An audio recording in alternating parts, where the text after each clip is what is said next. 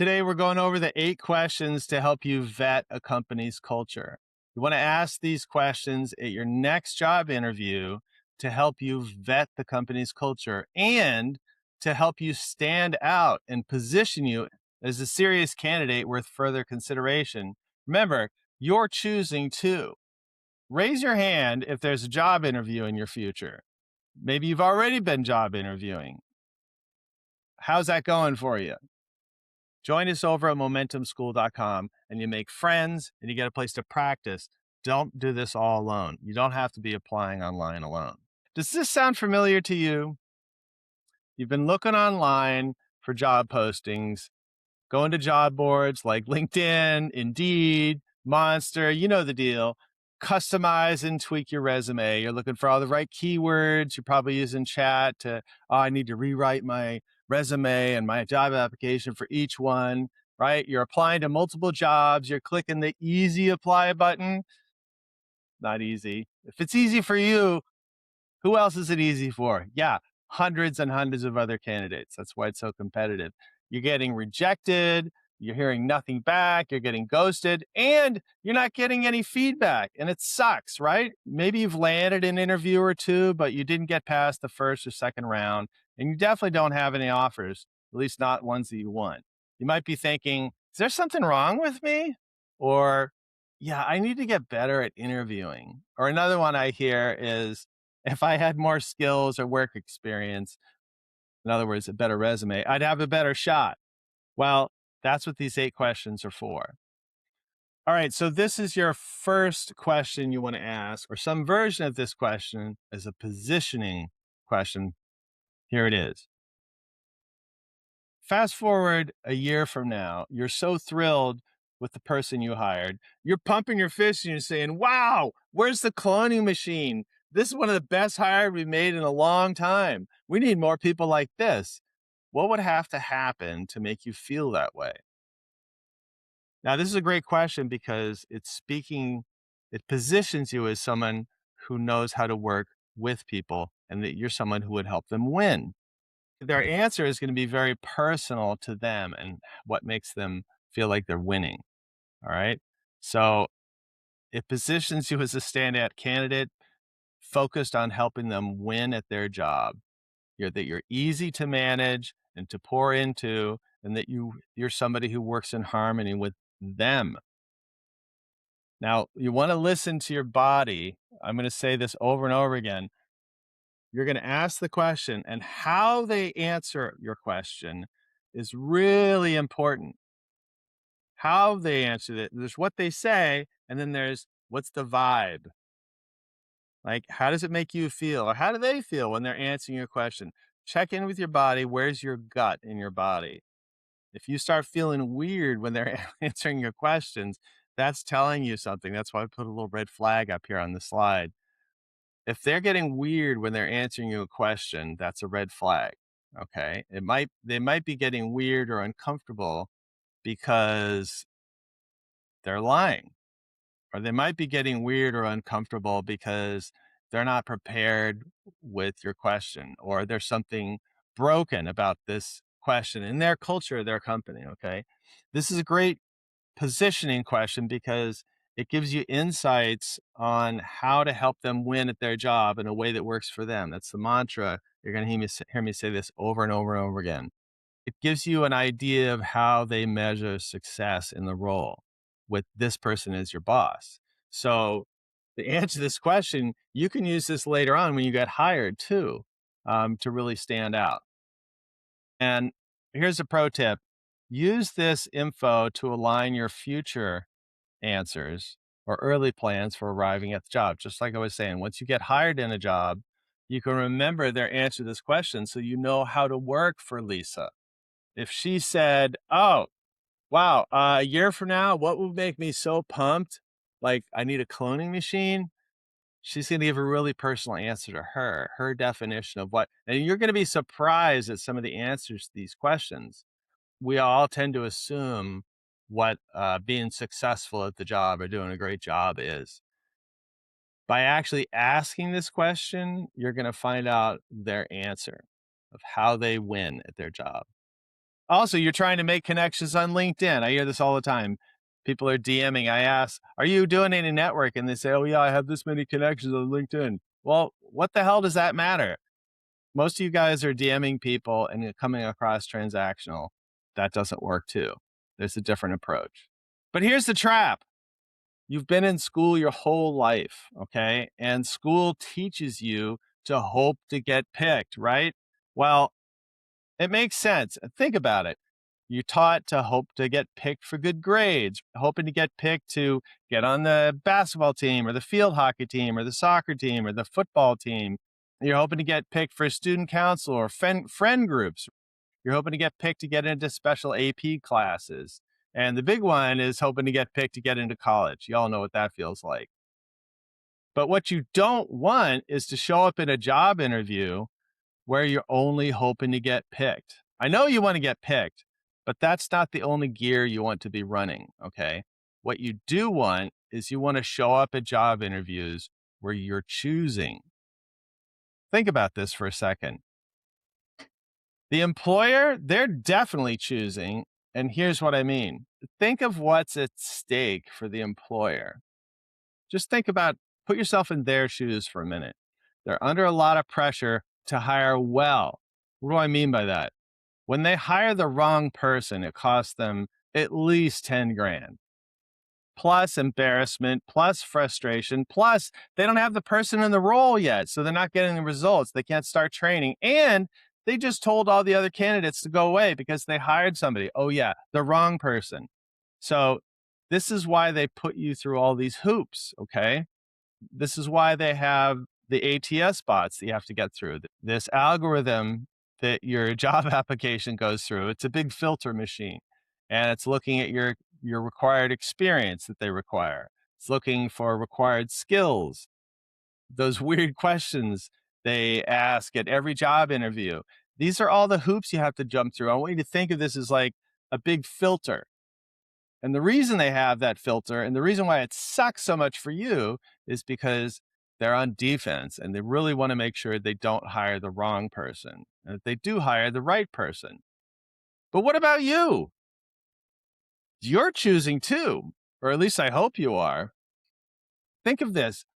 Think about it for a second. What's on the line for you if you get this right?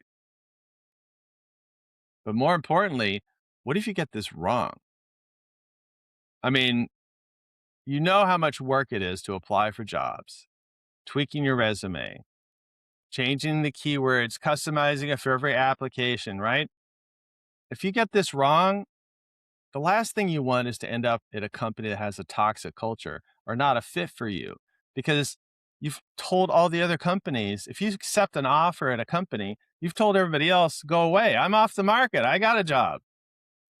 But now you end up at a place with a toxic culture. I don't want that for you. Here's what I want to talk about. There's a moment during every job interview where they ask you, so Ralph, do you have any questions for us? Okay. Now, the reason I'm talking about this is most people blow it and they wing it. They miss out on a huge opportunity to vet the company's culture and to help you position yourself to stand out. That's what these 8 questions are for. Question number 2, what adjectives would you use to describe the culture here? All right, so this is a culture vetting question.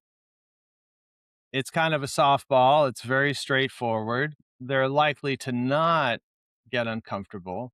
But the great thing about this question is that it is straightforward. It's going to get them opening up and sharing and talking about what they like about the company and the culture there. So whatever their answer is, a good follow-up question is, what are some examples of that in action? Now, if they say, oh, we're really collaborative, there better be a plethora of examples to pull from, okay? So for example, if you ask the question, they say that they're really collaborative, and you ask them for the examples of that in action, they say, like, now this is an example of them stumbling, okay? It'll tell you something if they have a hard time coming up with an example or if they start speaking in vague generalities, right? Here, I'll give you an example. What are some adjectives you would use to describe the culture here? They go blah, blah, blah. And then you say, what are some examples of that in action? They say, um, well, we just we get along, and see how I'm stumbling for my words. Or they might say, well, last week we finished the project and the such and such project, and it went really well, and the client liked it. All right, that's pretty vague. That's not very specific. A great answer to the question would be, here's an example of a good culture. Last month, we had a huge project. We've been working on it for 6 months, and we had a deadline coming up, and we had to deliver it for a client. And we ran into some problems because we realized that we hadn't got the right information. And so, as we were building it, we got stuck, and we had to go back to the client. And so our team worked really well. They came together and they realized our process for pulling information from the client was broken, or it wasn't thorough enough. So we had to redesign it. And so the people that are talking, the forward facing to the client, they talk to the people who are doing the copywriting and the design. Um, and one of the things I love about it here is how people really they rely on each other's strengths. Like Mike, he's great at engaging with people. Lisa is very like she's so analytical, and Mike trusts her. He trusts her to interpret the data that he pulls from his interaction with the customers. And Joanne can really present it really well. Everybody relies on her. That's one of the things I love about my team and how we pick people is that not only do people have different strengths, but they value that somebody else has different strengths than them, and other people value the strengths in them. And it's just a cool thing. It's really fun working here like that. So that's an example of what I think would be a cool vibe. And it's a specific circumstance that tells you, wow, they are really collaborative. You can tell that by their answer, by their examples that they just told you. A good follow-up question here are is what are the cons or the challenges that come with your company's culture? I like this question because every culture there are always pros and cons. So like if the culture is really collaborative, think about it. What could be some pros and cons, or let's say the cons to a culture that's really collaborative? Well, it could take longer. If we're always going back and forth to each other, maybe it's not as streamlined and productive, right? But if you ask that question, what are some cons or challenges that come with your company's culture? And they can't think of any cons or challenges, that's kind of baloney. They should be able to come up with some. So if they can't come up with them, another red flag. Okay, so again, you're choosing. This is Govind. He is a client of mine, and Govind used the 8 questions to land his dream job. Govind is an industrial engineering student and became a client. And he called me when he got the job offer. He says, Warren, I got the job offer, and it happened just like you said it would. They put aside their interview questions and just wanted to have a conversation to get to know me. That's the power of using the 8 questions. He also said, it was totally because of those questions and the research you had me do. And the funny thing is, the other candidates had more experience than me, better internships, and even more advanced degrees than me. But they picked him because he was relaxed, confident, being himself. He was prepared, and he used the 8 questions. He used the moment to his advantage. I've been using these 8 questions, teaching them to the University of Maryland students for about 3 years now, and hundreds of students are using them to get results. And the professor says, Warren, 1 out of 4 students is talking about you in the surveys, and they love the 8 questions. They're using them to get results, and it's working. I regularly have students sending me messages on LinkedIn telling me they've been using this for landing internships too. It works great for that too. It works great for internships too. So here's question 3. What was the biggest adjustment for you when you started here? So I like this question because it's personal to them. So it's likely to get them to go into story mode. It helps you understand what you may need to adapt to based on where you're coming from. If you're coming out of college and going in, right? If their answer to your question, if their answer to your question is based on the fact that they're 55 years old and they came from an insurance agency and now they're working in a manufacturing company, it might be hard for you to relate to that because you're coming out of college and you're coming into an entry level position. Another way to ask this question that's more relatable to you is you could say, what do most people coming into this role, what's the biggest adjustment for them when they start here?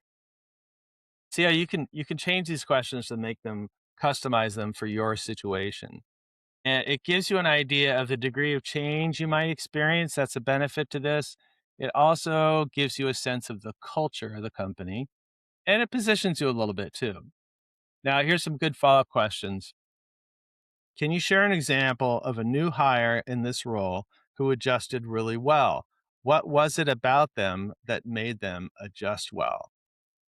Again, this is awesome. I love this because you're going to get them to go into story mode. They're going to say, oh, we had somebody who blah, blah, blah, and they're going to tell you a whole story. This is also a great follow up question because it's specific to your circumstance and this role. And their answers to the question, they'll tell you a lot about what it's like to come into this company and how to get started. If the answer to that question is, well, we hired Mike and he came in and he blah, blah, blah, and he started producing results, that's kind of like a vapid, vague answer. The answer to this question is going to give you some idea for how good they are at onboarding, what their expectations are for you in the role right out of the gate. So this is good because again, this part of the interview where they say, so do you have any questions for us? It gives you more of a conversational back and forth. You don't have to only ask your question and then move on to your next question. If they say something in their answer to your question and it prompts a question, you can say, oh, tell me more about that. Or if they say blah, blah, blah, because our systems department, you can say, systems department? What's that? And then they'll tell you. So it's a back and forth, more of a conversation. Okay. That's why you're only going to be actually picking 3 or 4 of these questions to ask because you want enough room for there to be a conversation of people getting to know each other where you're talking about the company. All right. Here's why I'm doing this and why you should listen to me. I help young professionals who want to launch their career, the career you actually love, to get hired, promoted, and recommended without relying on applying for jobs online. Even if you don't have much experience, even if you don't have the right qualifications or an impressive resume, or even if you didn't go to a fancy school, I'm here to help you launch your career, the career you want, without compromising who you are. And without compromising, you don't have to do that. Let's face it, you've been in school almost all your life, and what gets rewarded in the working world is very different from what gets rewarded in school. I help you bridge the gap and help you win. Empowering you guys is my jam. That's what I love. I love watching you guys take off. It's amazing.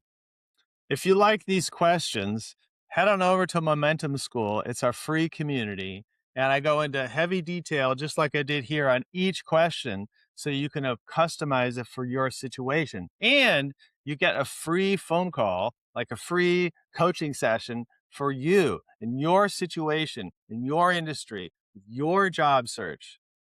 Join us over at momentumschool.com and you make friends and you get a place to practice. Don't do this all alone. You don't have to be applying online alone. All right, so now your job is to go watch this video here.